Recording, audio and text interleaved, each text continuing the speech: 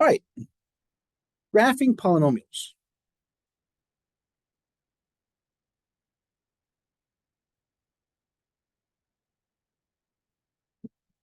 A polynomial looks like this.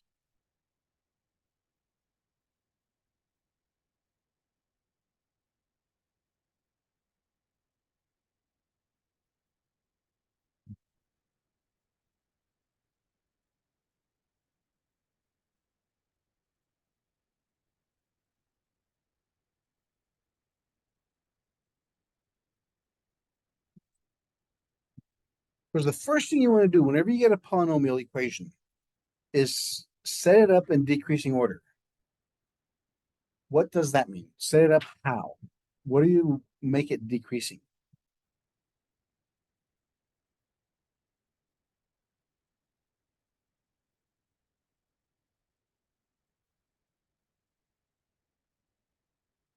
You make it decreasing by the degree. So the first thing you do whenever you get an equation, look to make sure all the exponents are decreasing going down. If not, then move them around. Because these two parts will give us lots of information.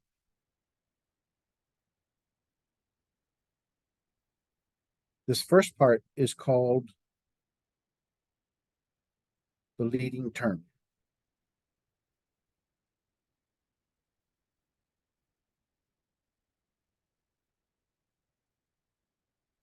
And it tells us a lot.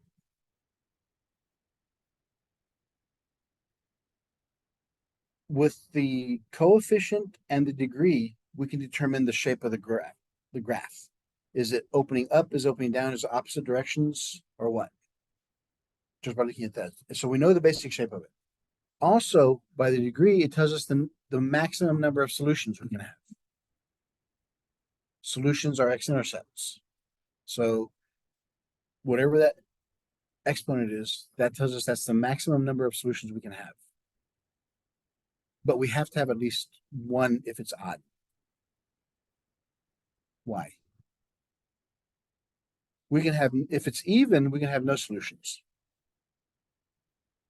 Actually, it's no real solutions. Because if it's even, we can have stuff like this. If n is even. So we can have or the n number of solutions. We can have one solution, or we can have no solutions.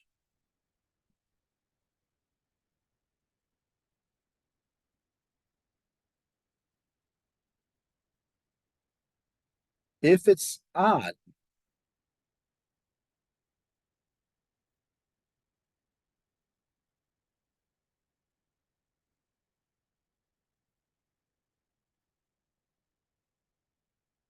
we can have n solutions, or we could go down to one solution. But we have to have at least one solution if your degree is odd, because the end behavior is opposite directions. Because both ends point opposite, you have to cross the x-axis once, at least once. With even, you don't have to. The whole thing could be above or below the x-axis, never crosses the x-axis. So that tells us the shape, number of solutions. It gives us a good idea what's going to happen. What is the constant term going to tell us?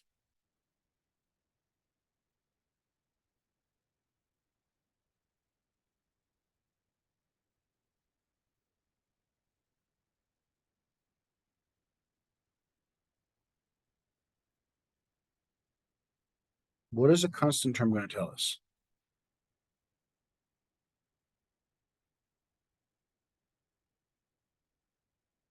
Right. Very good. The y-intercept. I knew that you. No, but how do you find the y-intercept? Set x equal to 0. All of these have x's. That's the only one that doesn't have x in it. So the y-intercept is always the constant number.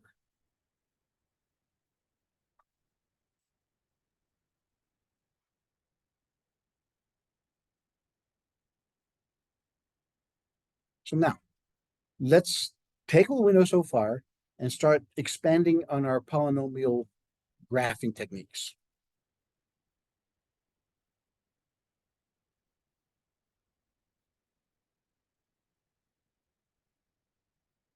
Here's our function.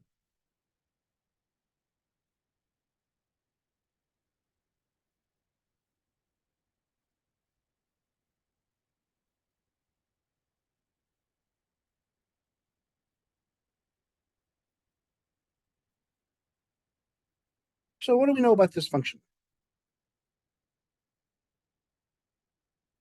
About the graph of this function?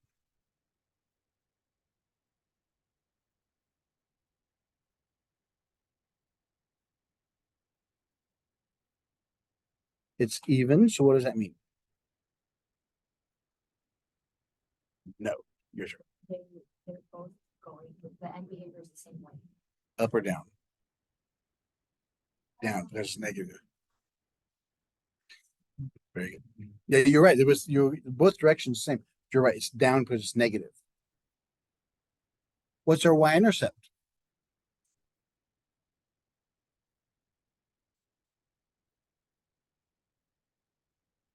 Every function has to have a y-intercept.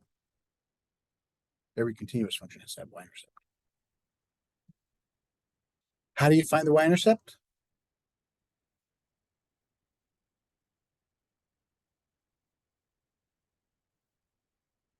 Set x equal to 0.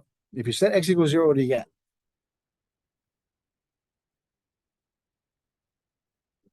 0. So our y-intercept is the origin. When x is 0, y is 0.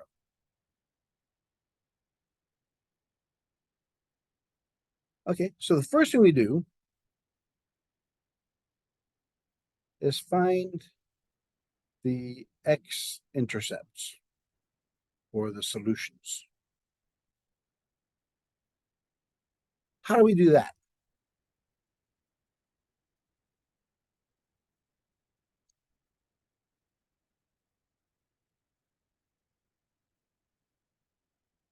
Set the equation equal to 0.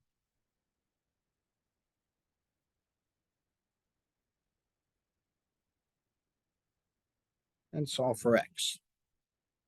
In any of the methods that we talked about so far. So what do?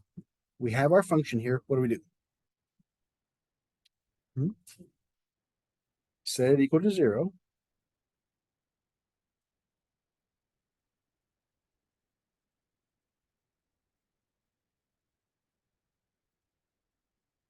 Then what?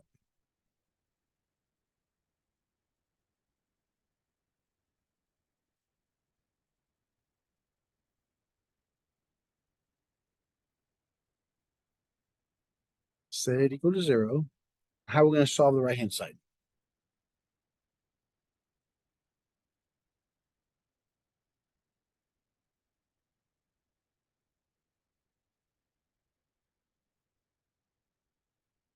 What do they have in common?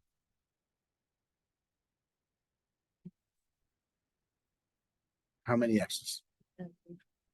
So they both have 3 x's in common. I factor it out. The way you solve polynomial equations is by factoring. So we took away 3 x's, so we have a negative 2x plus 3.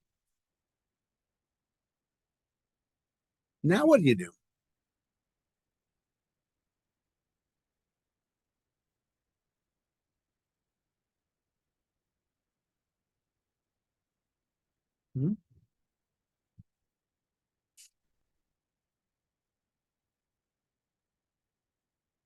Set the factors equal to 0.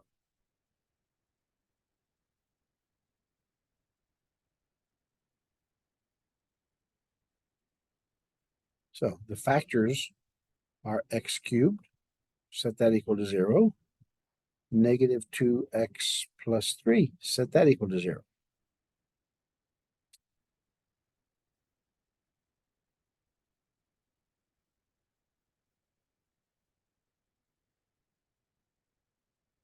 Now solve for x.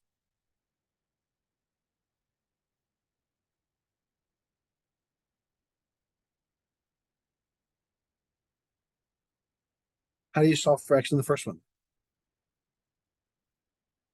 Cube root, both sides.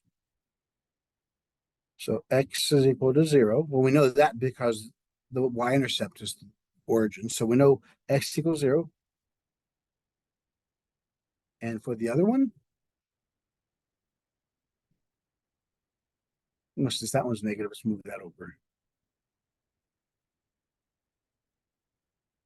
So x is equal to 3 over 2.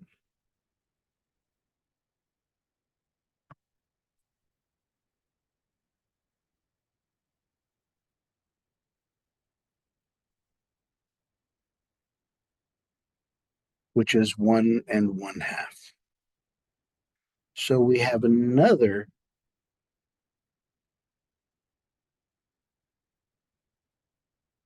So we have this breakdown.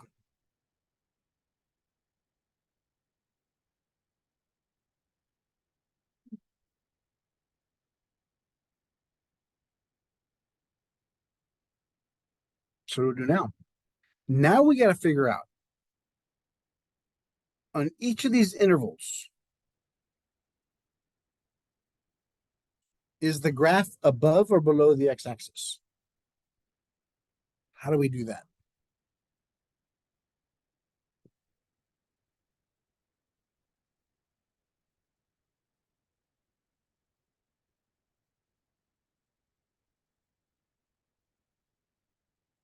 So the first interval we have is from negative infinity to 0. Then we go from 0 to 3/2. Then we go to 3/2 to positive infinity.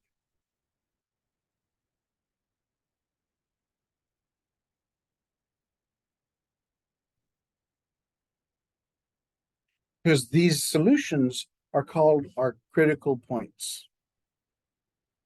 Because we know that those points, the graph crosses the x-axis, so we don't know anything. So we're just now looking, is the graph going to be above or below the x-axis there? So now what we do is we pick a number inside each of these intervals. Pick a number inside this first interval. That's what, -1. Keep it small and easy. How about the next one? Between 0 and 3 over 2. 1. How about anything greater than 3 over 2? 2.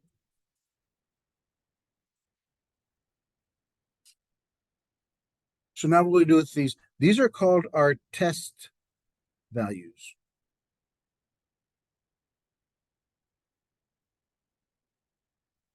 What do we do with our test values? Yeah, plug them back into the original function. So we're going to do f of -1, f of 1, f of 2.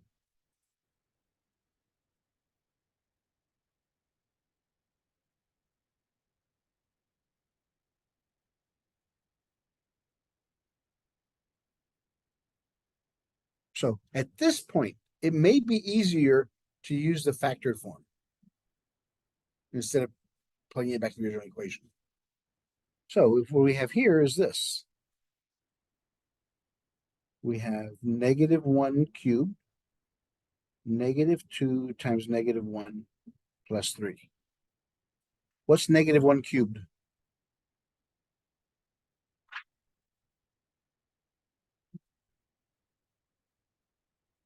Yeah, since it's odd, it's going to say negative. 1 cubed is 1, so it's -1.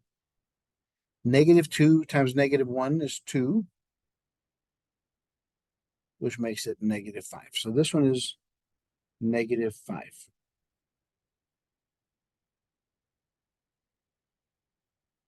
Do the same thing with 1 and 2. 1 cubed, -2 times 1 plus 3.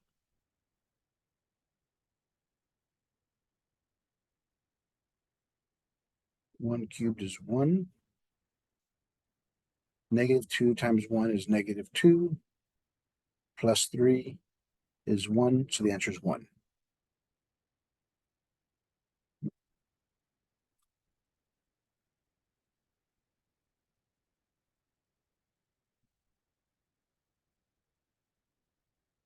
And at 2, we have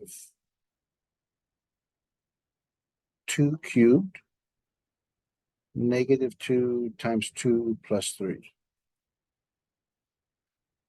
2 cubed is 8. Negative 2 times 2 is negative 4 plus 3 makes it negative 8.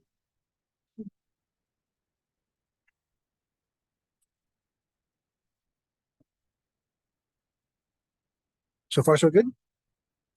Once you find the x-intercepts, then you have the intervals you're looking at. Pick any number inside there because all the numbers in this first interval are going to have the same sign. So all we're looking for is a sign.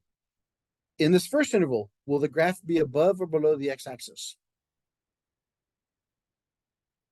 Yeah, because it's negative, it's going to be below. So at -1, it's -5. So we know it looks something like that. At 1, it's positive. So it's above the x-axis. It's 1.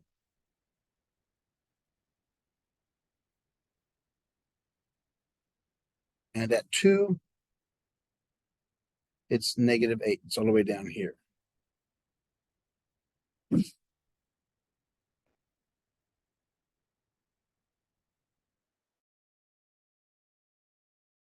Axis, above the x-axis, and below.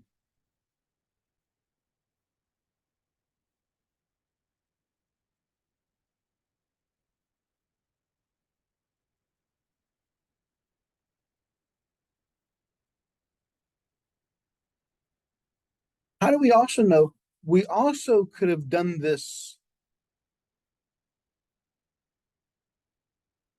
by only finding the first one. Because look at the first one at x equals 0. What's its multiplicity?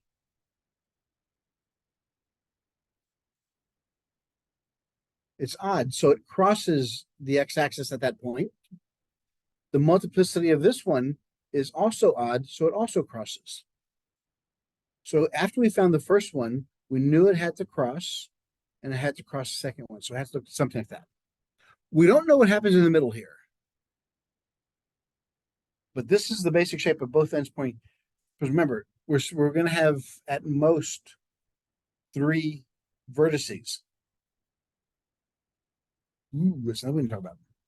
Number of vertices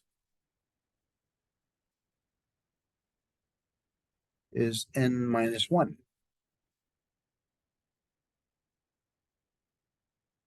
So since this is a degree 4, we can have up to 3 vertices. Or we can have 2 vertices, or we can have 1 vertice.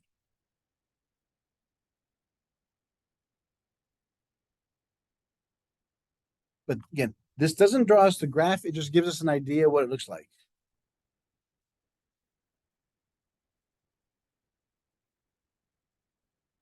So far, so good. All right, let's look at another example.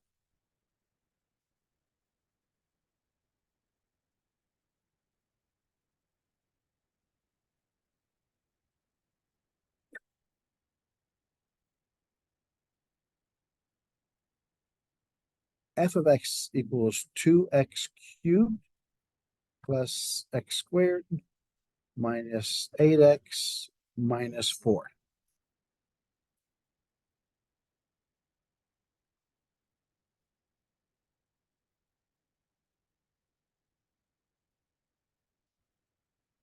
And when we start the more difficult parts of this topic, which will be the next class or two, I will use this one as an example to show us how we're going to use the other method to solve these things. Because after this, I can give you 13 or 35 as a power, and we can still find the degrees of the solutions there. All right. So what kind of equation is this? It's a cubic because the degree is 3. Are the degrees in descending order? Yes. Now, how do we factor this one out? Right. What's that called? If you put them in parentheses, you're putting them into what? So this is a grouping, yes. So I take the first two, I put them inside parentheses. Since the middle sign is negative, I include it in the second parenthesis. If it's negative, put it inside the parenthesis. If it's positive, you don't have to put it inside the parenthesis.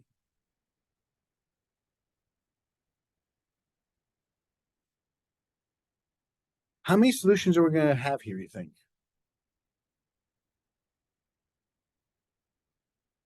3, at most 3, because that's our degree. So we know what the graph's going to look like.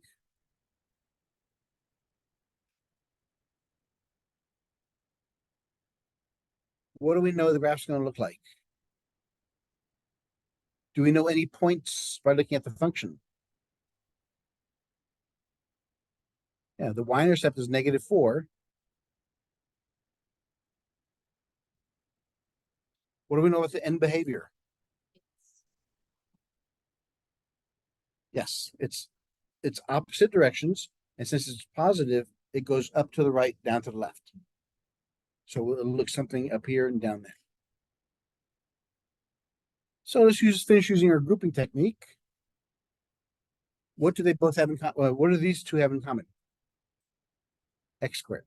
I can take out an x squared, which leaves me with 2x plus 1.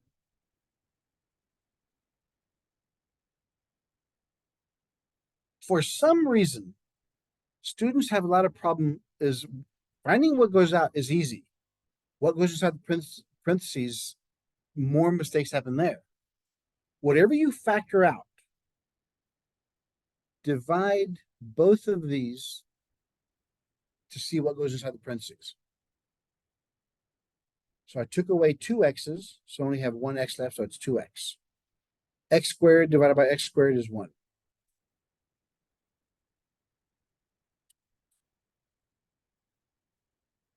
Now, what about the second one? What do they have in common there? They both have a negative, and it's a 4. Well, because this one's a negative, we had to factor out the negative. And they both have a 4. So I divide both of these by -4. That becomes a positive. 8 divided by 4 is 2x. Negative and negative is a positive. 4 divided by 4 is 1. That's what we're looking for. Hopefully this happens. Because now we have 2 terms. What do they have in common? They both have a 2x plus 1. So if I take out the 2x plus 1s, what do I have left? Yeah, x squared minus 4. So far, so good. Any questions so far? We've gone through these properties a long time ago, many times. Can we factor anything else here? Yes. X squared minus 4 is the same thing as x squared minus 2 squared. It's the difference of 2 squares, which is x plus 2, x minus 2.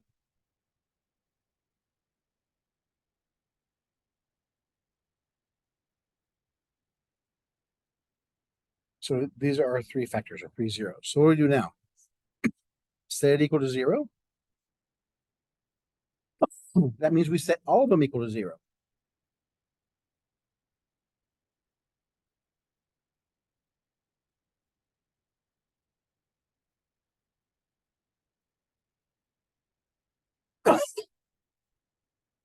And solve for x.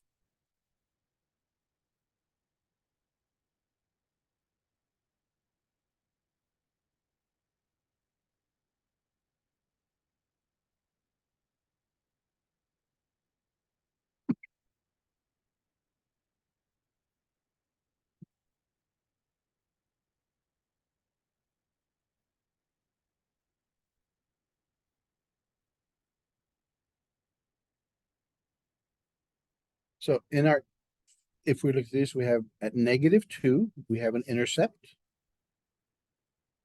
At +2, we have an intercept. And at -1/2, we have an intercept.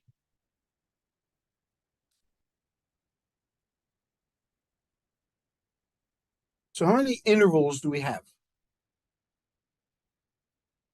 We have 4. What are they? So it's -infinity to -2.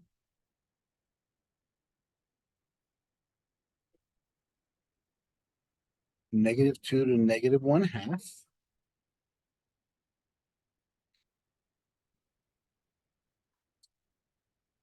Very good. -1/2 to +2. Excellent. So these are our intervals.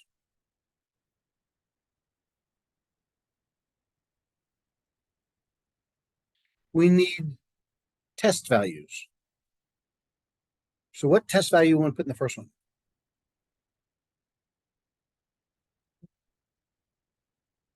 -3. Well, here we put a -1. How about this next one? Can you get anything easier? 0. And then 3. You could have used 1, yes, but 0 is a lot easier. Yes. I don't know, but can we use like the factored out things like for the multiplicities, like would we use those? Exactly. Yeah. Because they're all multiplicity ones. So they all cross. Yes. So once we figure out, and we know that it's an odd degree, so they go opposite directions, we know that this end goes up. We know that this end goes down. But now we know, since we know they're all multiplicity ones, we know the graph's going to look something like this. But if you don't see that,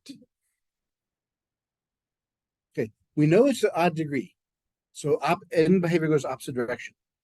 The right side, this is positive, it goes down here and up here. Our 3 x-intercepts are those. From this side, it has to go up, and this side has to go down.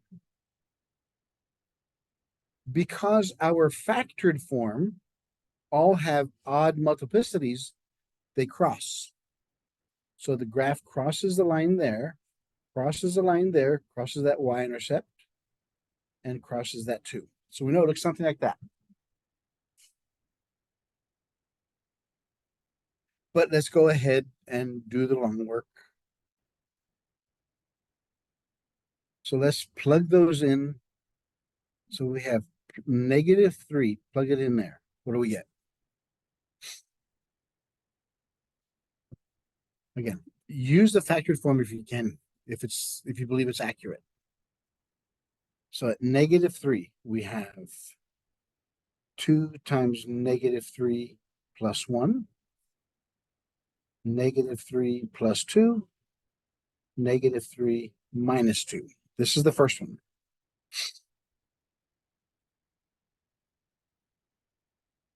The first interval. So we have -6 plus 1 is -5, -1, -5, which makes it -25. So it's below the x-axis, which we figured out already.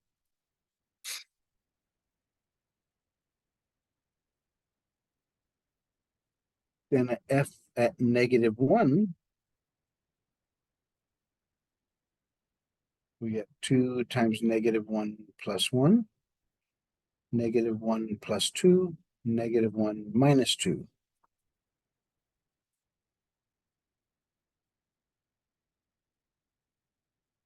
So it's -1, 1, -3, makes it a +3, which is above, which we figure that out.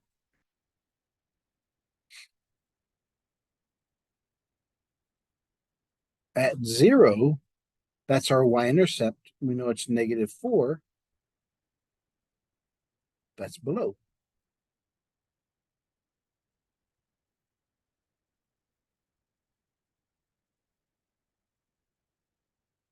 Two times 3 plus 1, 3 plus 5, 3 minus 2.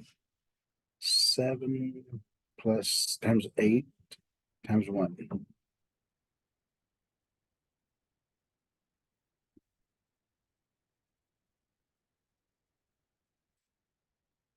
Yeah. 3, 3 plus 2 is 8, 5. 35, which is above.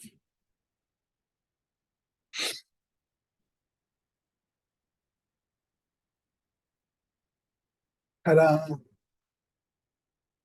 Yeah, so if you use any of the rules, if you can use anything we learned in the past that makes it easier, yes. Noticing that we use multiplicities, that makes it a lot easier for us. Let's look at example 3.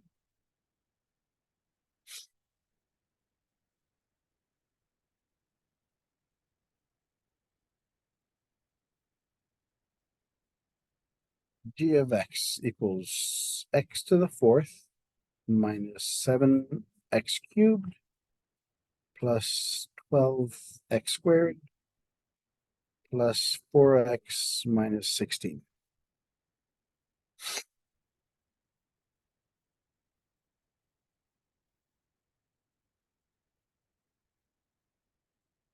Think of the feeling you have right now if I ask you to factor this.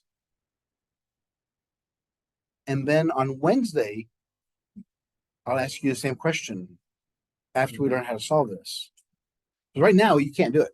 We haven't learned enough to do anything here. So that's why I'll have to give you the factored form of it.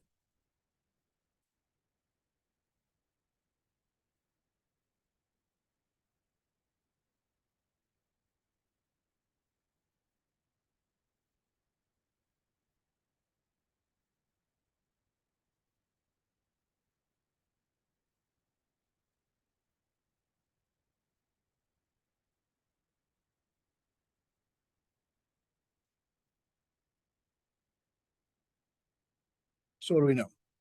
What are our zeros?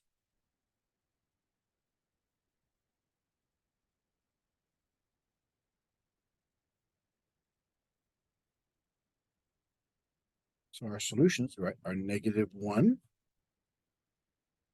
2, and 4.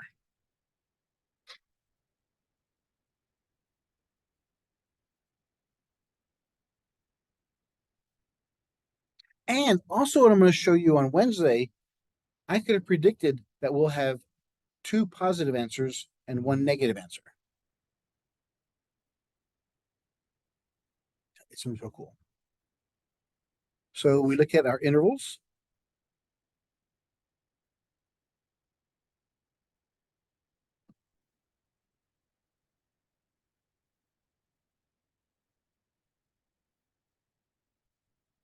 So we have an intercept at -1, 2, and 4.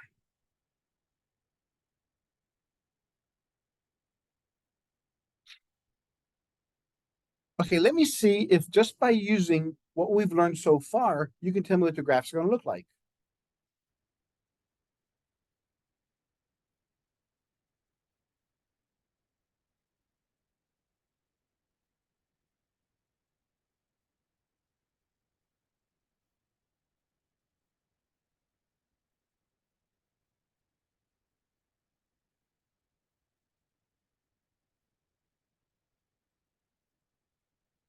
With what we've discussed so far, can you tell me what the graph's going to look like?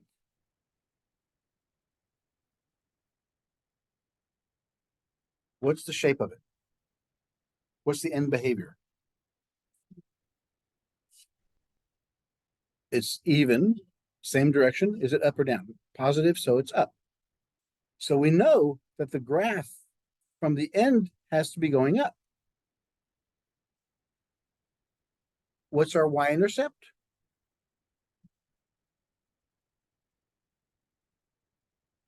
So it's all the way down at negative 16.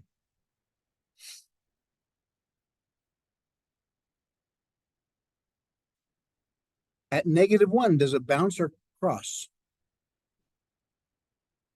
At 2, does it bounce or cross? At all right. Because the multiplicity is 1, it crosses, 2, it bounces, 1, it crosses.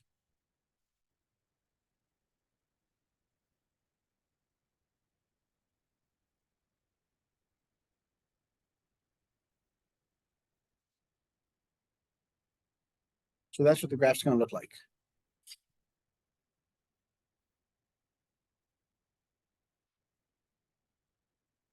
I mean, it's just a rough sketch. We have to plot some points, but because this is cross, it still go down a little bit further and then back up.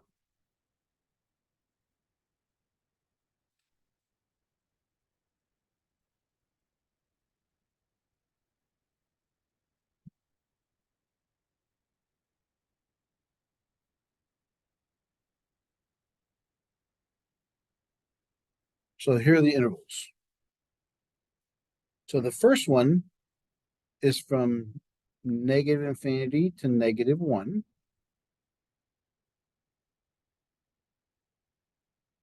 From negative 1 to 2. 2 to 4. And 4 to infinity. Is everybody okay with that?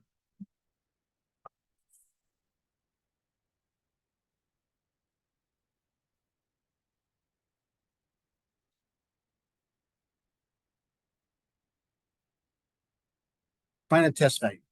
So we do negative 2, 0, 3, and 5. Any numbers inside those intervals. I just pick the closest one to the end.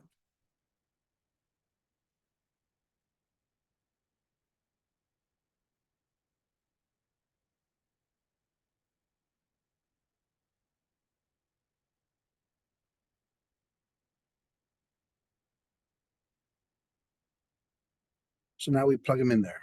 F of negative 2 gives us negative 2 plus 1, negative 2 minus 2, negative 2 minus 4.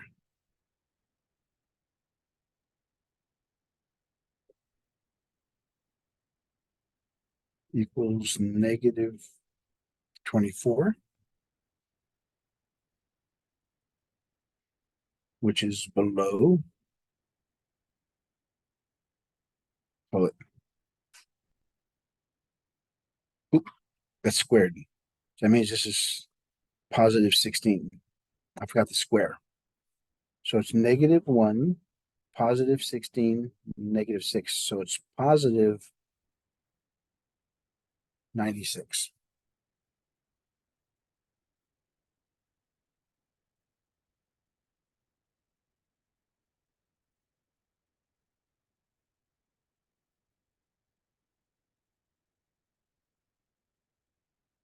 At 0, we have 0 plus 1, 0 minus 2 squared, 0 minus 4, 1, negative 2 squared, negative 4.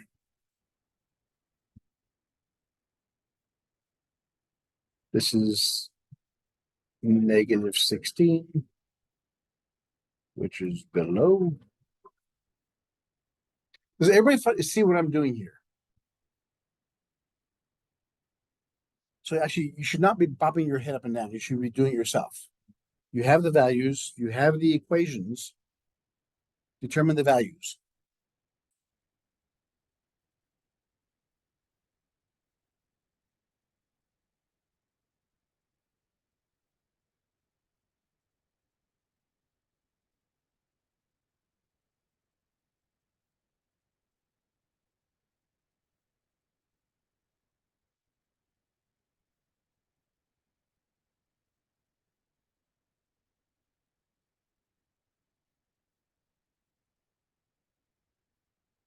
Stop looking up and down. Do it yourself.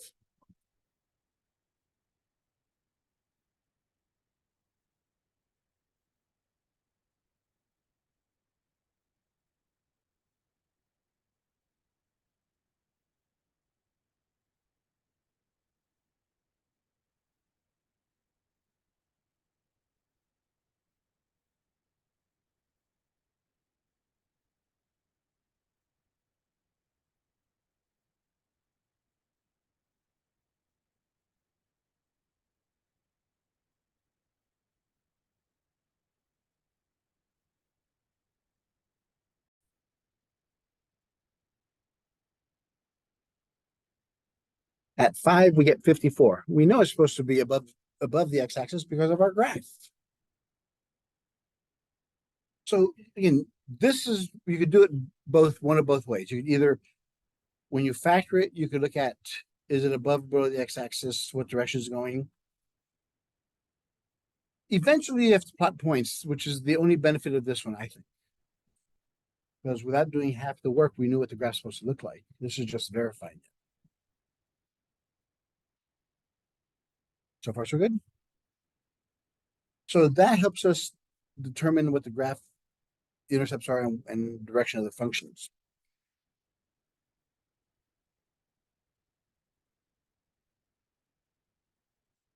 What's that? Oop. I'm sorry, you guys didn't see that, did you?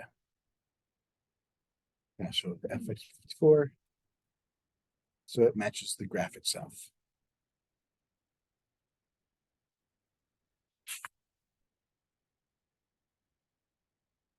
Now, the intermediate value theorem.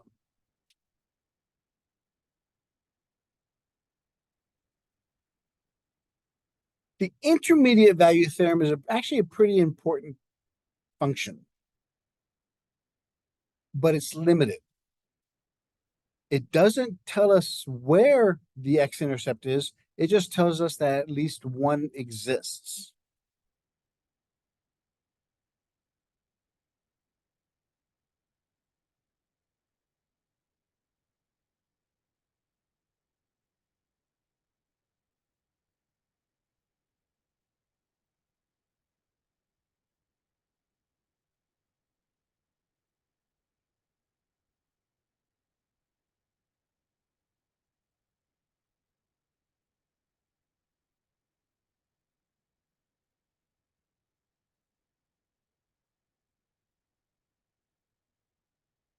What the intermediate value theorem tells us is this.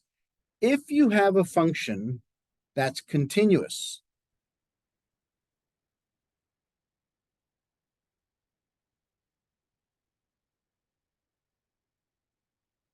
on a closed interval,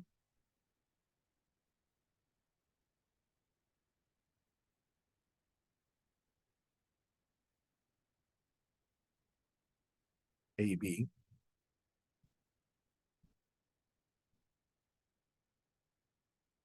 and if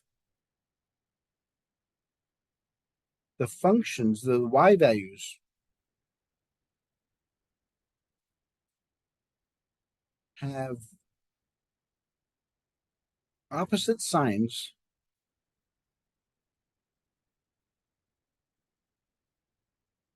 then there is at least one point at C where f of C is equal to 0.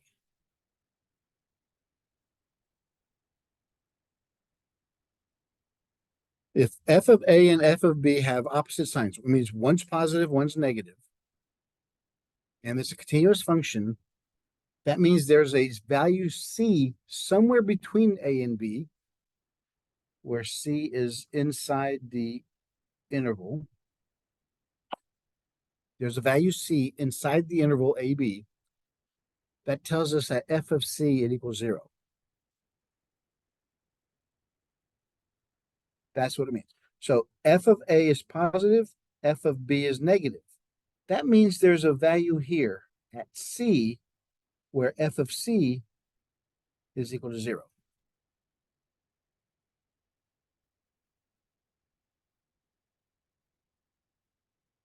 Meaning that there's an x-intercept.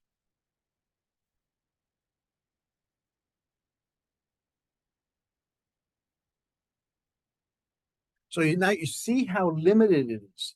It doesn't tell us how many we have or where it is. It just tells us that it exists.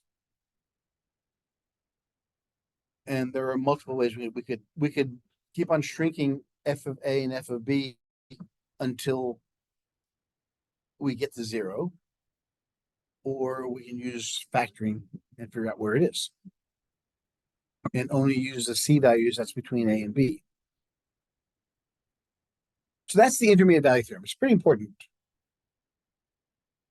In business, it tells us how many products do we need? What's our pretty much, if we're losing money, how much money can we lose before we go broke? Because now our profits going down south. Well, yeah, and economics, what you're thinking about is the supply demand, the point of equilibrium. If these are your supplies,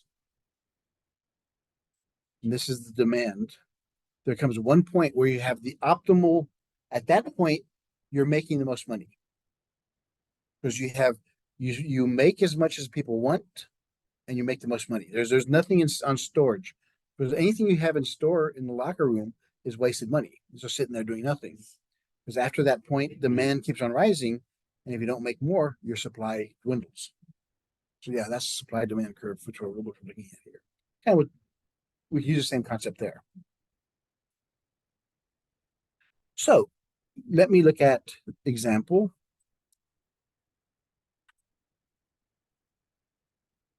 4.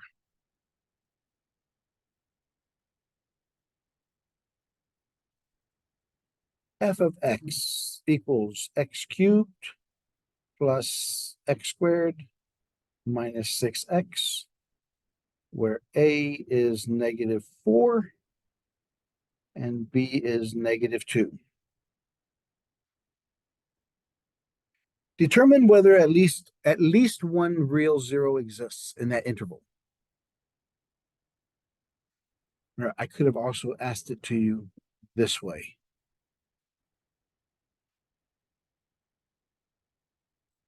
Bless you.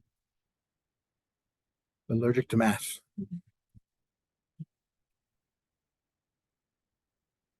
So how do you do this? What's the first thing you have to determine?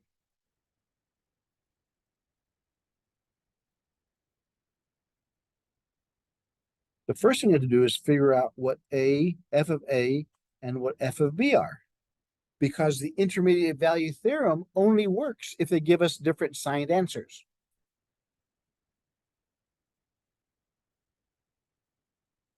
So here's A and here's B. So f of -4, -4 cubed, -4 squared, minus 6 times -4. Then f of -2, -2 cubed, -2 squared, minus 6 times -2.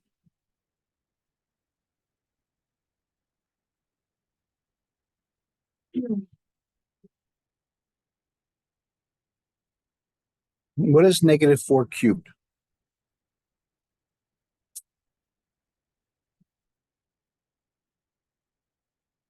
Four times 4 is 16 times 4.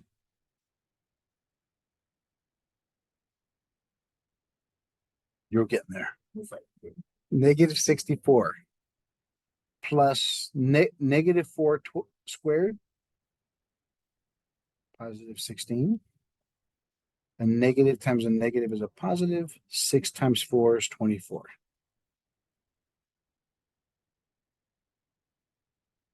16 plus 24 is 40. It'll be -24.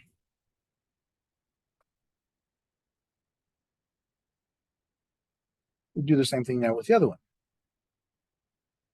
-2 cubed is -8. Plus -2 squared is 4. Negative and negative is positive, 12. So we have 16. 16 minus 8 is 8. So what's our conclusion?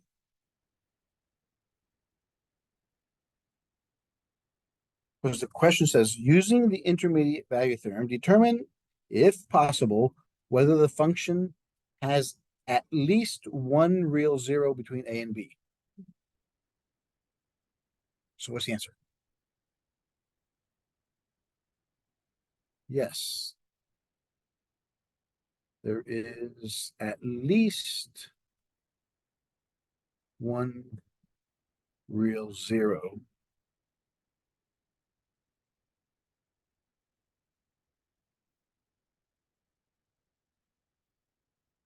between -4 and -2.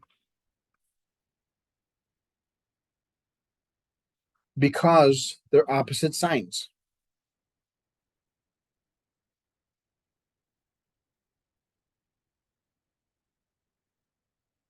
Because f of A is negative and f of B is positive. They're opposite signs.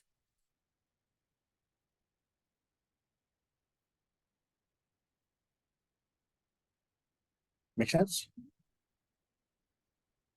Again, so if we go back to the graph we had earlier, it hopefully makes a little bit more sense now. Because at A, it was positive. At B, it's negative. So between A and B, there has to be a point where it crosses the X. So at least one time. So that's what it's saying. Let's look at B. F of X is equal to X cubed plus X squared minus 6X on the interval 1 and 3.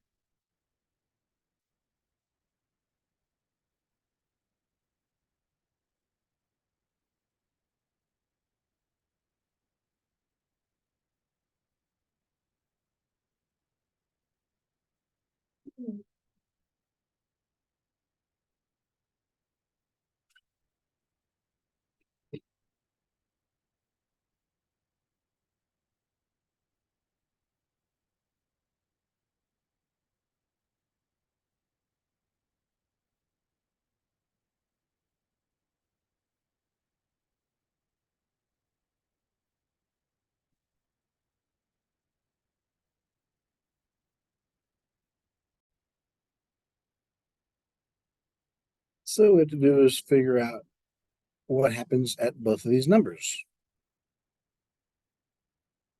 This is A and this is B.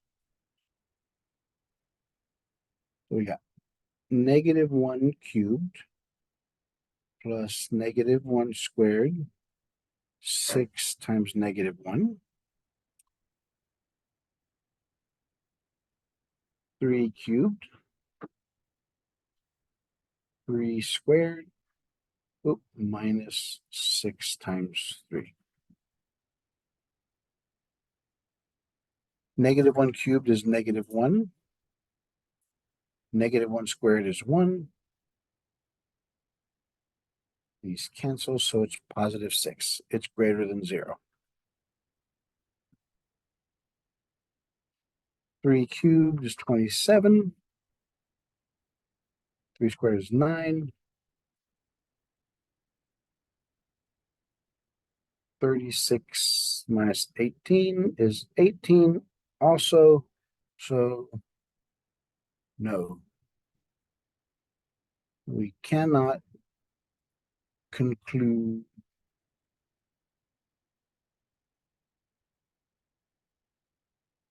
whether there exists an x-intercept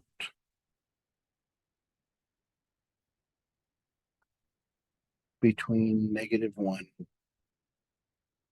and 3.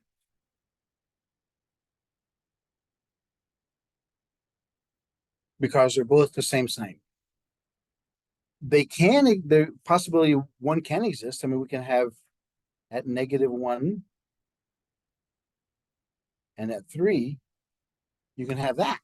You have multiple ones, but we cannot be for sure. Because for all we know, it could also be a horizontal line.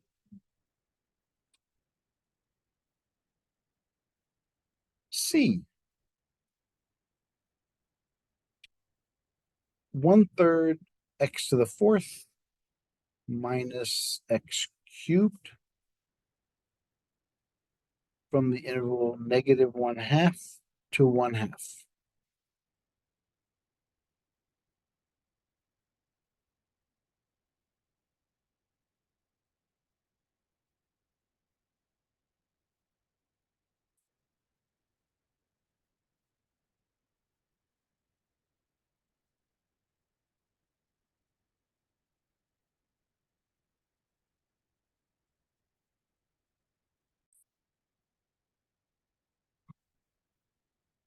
Who likes dealing with fractions? So let's see what happens here. G at -1/2, -1/2 to the power 4 minus -1/2 to the power 3.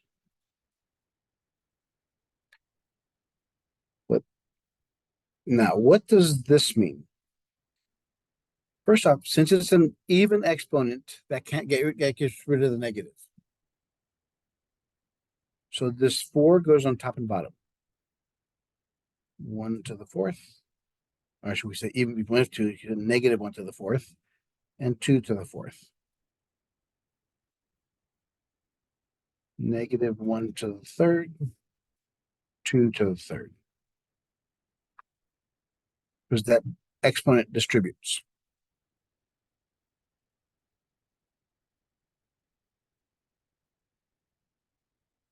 -1 to the 4th is 1. 2 to the 4th is 16. -1 cubed is -1. 2 cubed is 8.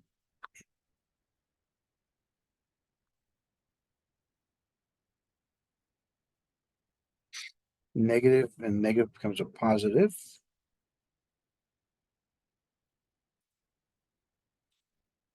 When you multiply fractions, can anything cancel top and bottom? No. Then you multiply. 1 times 1 is 1. 3 times 16 is 48.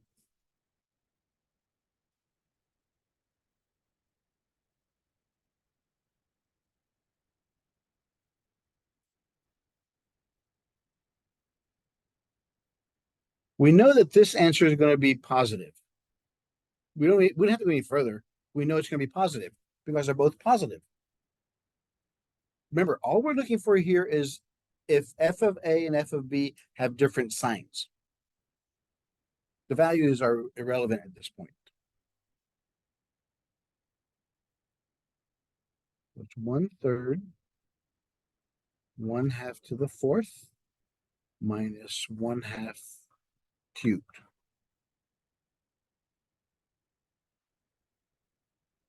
One to the 4th, 2 to the 4th, 1, 2. 1 to the 4th is 1. 2 to the 4th is 16.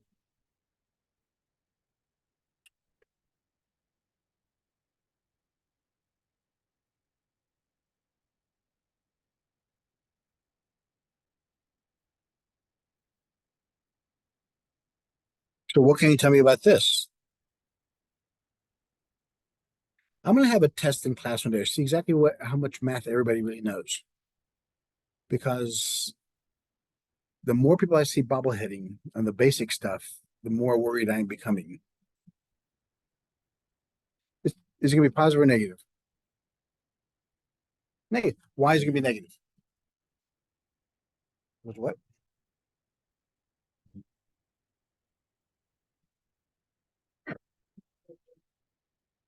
One of eight's bigger than 1/48. So yeah, it's when you multiply by 6, you get 48 on the bottom. So we have 1/48 minus 6/48 makes it -5/48. And that's below. So yes, at least one real zero.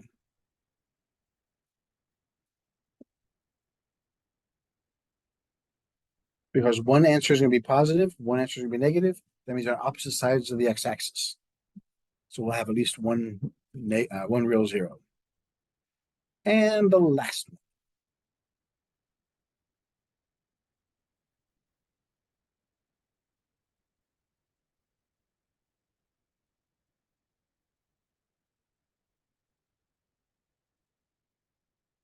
One third x to the fourth minus x cubed on the interval 1, 2.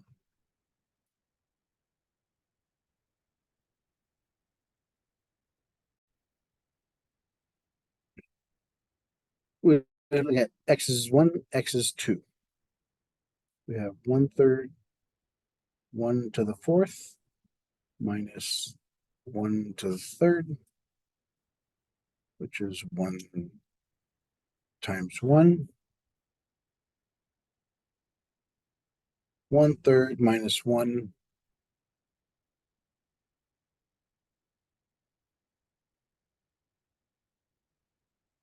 I mean, negative. So this is less than 0. What's that? I did it right. Okay. I have faith in you. 2 to the fourth, 2 cubed. 2 to the fourth is 16. 2 cubed is 8.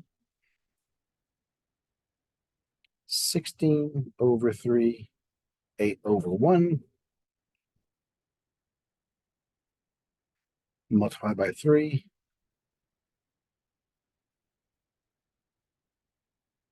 Negative 8 over 3.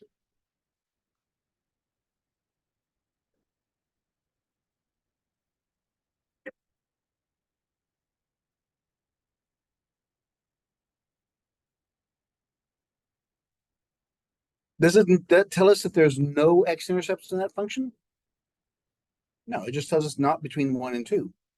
In actuality, it's 1 and 3, or 0 and 3, the x-intercepts exist.